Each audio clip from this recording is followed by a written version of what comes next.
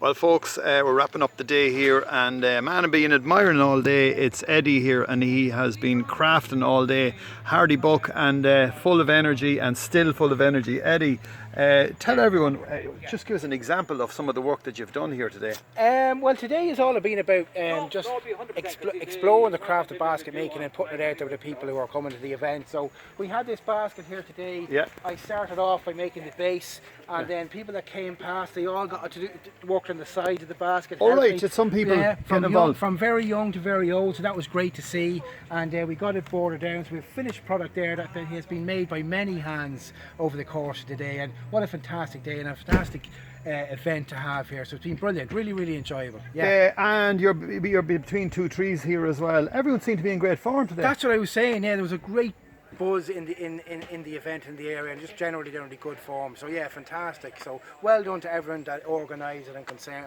that helped get it off the ground. So brilliant. Well, it's really enjoyable day. It's the unusual plants. It's called the Unusual Plants Fair, but this is unusual as well because this is an art that we have lost. You're at this the whole time, are you?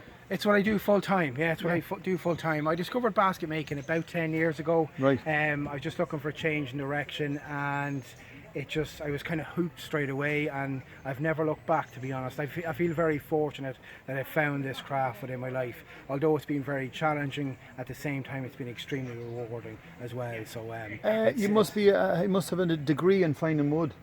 The right type? No, well, I have about 2 acres at home there in the hills of Cavan where I'm from, and we grow the willow there, so it's great to be able to produce your product from a natural material that you can grow yourself. That's the big plus for me, and we cut the willow every year, and that it grows back then stronger and more the next year, so that's important. What you've made here, what's this for? What would you say this basket is for? This will be used as kind of a medium-sized turf basket, a fuel basket, so it'll be used to carry the turf in, or it's probably a bit big to carry, so you'd leave it at the fire and bring the turf to it. So a fuel basket, that's what it would be. Have you finished that now? You just cut off the corners and she's done, yeah? We've bordered down, we've done a nice plaited border here, which is my favourite border to do. If you kind of go close and that, you'll see it. Yeah. So it's basically now the basket has been made, so the last thing we do is trim it all up, give it that haircut.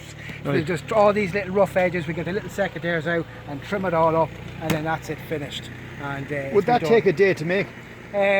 If I was on my own in the workshop at home and I had my materials beside me, for me, I like to work at a good pace, so about 4 hours for something like that for me on my own. But it'd be a bit of prep work involved in that first. What were you at before? What were you at before this? It's been everything from a butcher to a lorry driver to a coach driver, and a lot in between as well. So but I said I'm very fortunate I found the basket making, and these are some of the other products I would make. This would be your typical market shopping basket, nice broad handle on top, a little plaited detail there, and again my favourite border, which is the plait. We also make. What's this, lids, is it? No, they are wreaths. They're a plaited wreath. So you can have the wreath, and then we have the one in white here with the St. Bridget's cross inserted into it.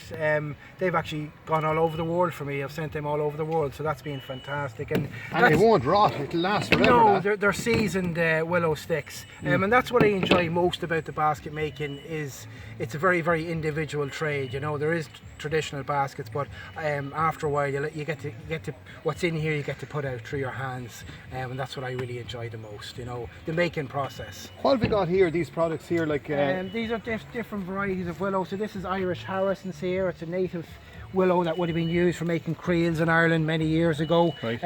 This is some white willow here, and how we get the white is basically just the bark is being removed. Yeah. So the bark is stripped off. That's how you get the white rod underneath. Then we have some kind of gold colour here. This is called buff willow.